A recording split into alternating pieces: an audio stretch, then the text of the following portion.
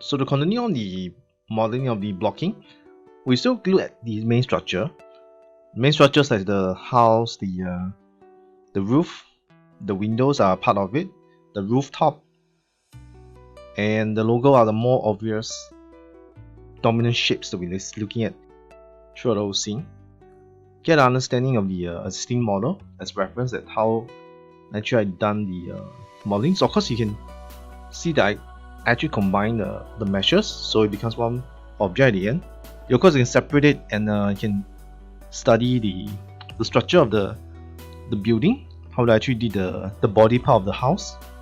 And I use a lot of extrude in this case, but since it's the structure is supposed to be as a whole, and if it's a interior door, interior room, then probably will do it in the modular method where the separate walls will be different. But in this case, it's a house external exteriors. I probably can keep them in one piece. And here you see that I deleted the main top ceiling because we don't need a ceiling for the house. Of course, I don't go ahead and delete straight away. I can actually extract them, so I can keep it for use in unforeseen future. Maybe we want that ceiling, so I will keep a copy of that after I extract. So now the shape, I'm looking at trying to do certain extrusion as well as creating the partition for the wall. And here looking at the corner, I'm looking to create some kind of pillar. Now there's two approaches in doing that. I could have just used maybe a cube, then I can duplicate it, make it longer, duplicate it, slot into the corner. That one way you could do that. Another way is if you have the need for it to kind of put into one piece, then probably a little bit extrusion is okay. But sometimes the approach was when there's a big low poly to mid poly kind of object, we can actually do that, trying to extrude some of the shapes out from the main structure. The reason why we can actually do certain paint over the main surface, where if it's part of the main object, the face is a bit bigger, so I can actually paint the connection, the creases, especially when doing texturing. So in this case, I did as one piece for the building structure. Okay, so then you can see that if I leave out the building structure, I get all the props floating. Okay, so the next thing is again I use the Control +1 to isolate, and then I'll just study and focus on the main structure. So looking at the corner here is where I need to extrude, and the middle here. So these are the pillar part where I feel there is a need for me to extrude. And then okay, so I'll miss out the pillar there, it's okay, but let's do what we can at the side corner of the pillar there. So this one will be selected, and then over here also, okay, roughly take a little bit time to extrude selection for extrude, because you have to be careful not selecting the wrong faces. But once you're done, it's easier just to extrude now as one shot, because of course the offset we happen is where after we extrude, we have to do a little bit of tidying out the vertices through the top view, so you can see it's slanted because it's using scale as a whole, so it might not be like 90-degree straight lines. When you extrude, you try to reach certain roundness to it, so that's why the shape's a bit off, especially when we're doing extrude. When you select multiple corners to do extrude. So just roughly, don't have 100% correct, just make sure it's still straight. For one corner, I'll do check on the rest. Use the scale to kind of put the vertices close to each other, like collapse them into kind of the same axis, same coordinates. Then we can actually do direction, position much easier. Okay, so something like that.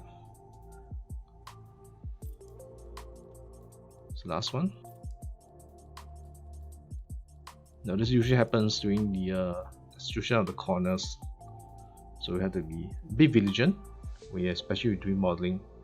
This is part of the usual routine, taking the vertices from different viewpoint. Okay, so the pillar is done. So look at back to the perspective view. When I missed out one of the back there, there's supposed to be one extrude, and couldn't do it because there's not enough line. So I'm just checking. So the side only. But in some cases, I feel the pillar is kind of too thick, right? So we can do a choice if like we go and adjust it after we after we extrude, we still can able to have the freedom to make it smaller, like moving the vertices point. In case I'm trying to make it more thin, so I'm using the 4 viewpoints is a good way of modeling.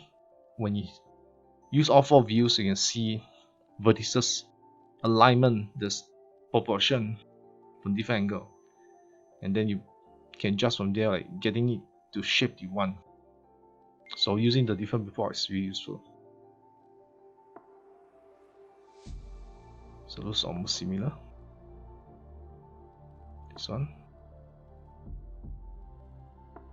Check. Okay, so that's probably more aligned to the scale proportion. Okay, so I'm doing a bit to clean up. Now I'm going to delete the extra faces. You see on here all those extrusion cause the extra faces.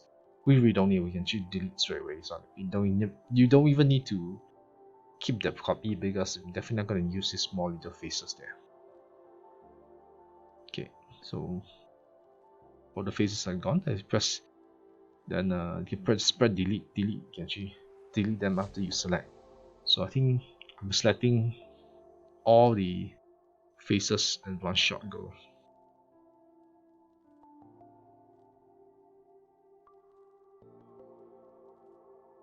Delete now with small cleaner file, and of course there's certain things we have to continue putting details to it, especially the back there I'm missing one pillar.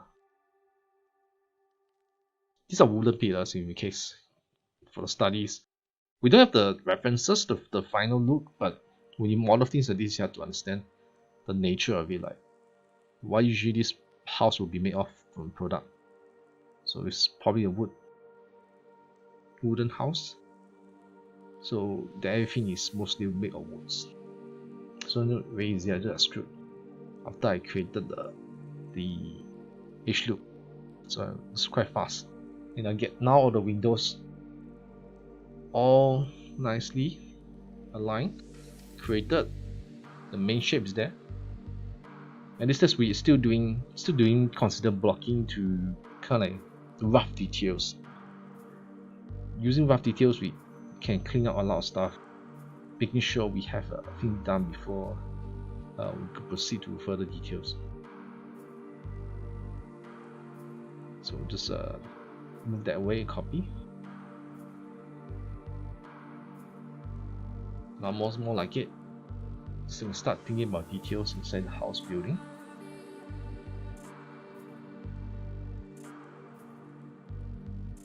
I'm a habit of trying to keep rotating and moving around the camera. You gotta use the two mouse. The mouse also, you gotta use the mouse and keyboard tool of the controller to move viewport faster, so you can get more data when you're going through them. So this is another part where I actually delivery crash into the room, to the side of the shop houses. Okay, so this is the ceiling. I'll put it back. That's why I say we never delete, because we might use the ceiling again to cover up this, or maybe make a simple shape out of it. So now let's focus on the roof here. So roof here, we're gonna do the design where there's a little bit of individual small roof plans that put together into making a roof. Because the roof, if you talk about most of the time, rooftop is like made of tiles, but this is where sometimes we move from those kind of wooden houses which is made from wood, and we're able to kind of create that lines and partition for the woods.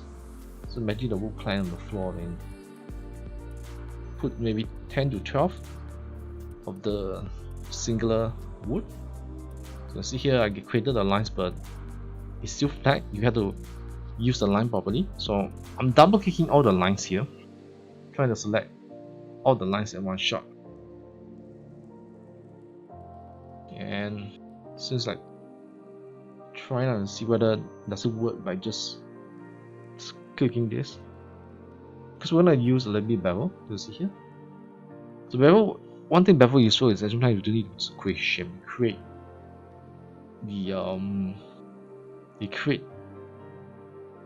the way of easiest for you to model. So maybe I was thinking about that. So you see here I add bevel.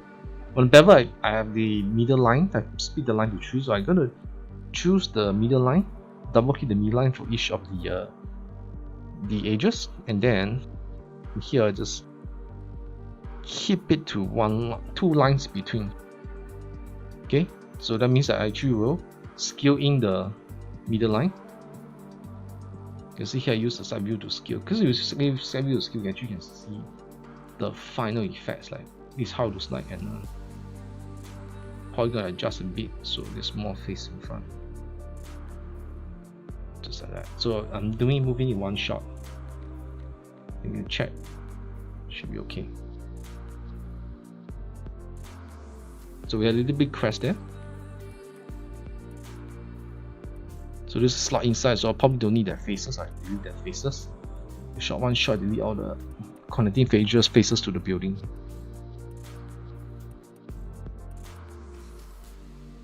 Okay, so looking at what else we need to make. The roof is there. Good. You see that the little bit zigzag is like, I would tweak the rooftop sometimes individually at this point to make it more unique by tweaking the shape they're doing. They're tweaking a bit form to create a zigzag form I'm looking at. So it's just a simple in and out, and doesn't go to be very much differences. This is okay. This one's could do it one shot if you like.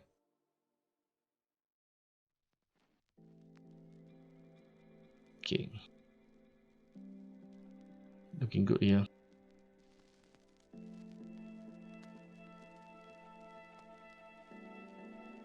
Okay, so now I'm tweaking it a bit more to quite create that environmental storytelling of organic shapes. Even if it's a man-made structure, we try to create some elements of nature, organic. Feels like this is being passing of time, so it feels just a little bit broken or maybe more twisted in the forms instead. But it's just better than just doing a whole row of wooden roof by yourself. But we now use it to do this, to slot into the building. So it's nice, it's free. And I think I'm missing this one. So this is extremely important. We like just the pillar, we should have these frames, wooden frames or frames to add like pillar shapes covering all the corner edges of the building. So we have this. And I was thinking the frame, the pillar, so I said the made from cube, then I can just create one of the corners, and then all press we just reuse them. Use the signboard in this case. I use the signboard to quickly use it. So this is where we could be resourceful when doing modeling. We can actually use a lot of stuff to help us, or even the modeling we made, the models we made, are actually useful for us to duplicate and change the form. So I think that's the right word to put it. So now I'm putting the frames for 4 corners. Okay, I think only the front, the back probably need it. I think the side also need. So maybe adjust it here. I'm gonna adjust the front and back first.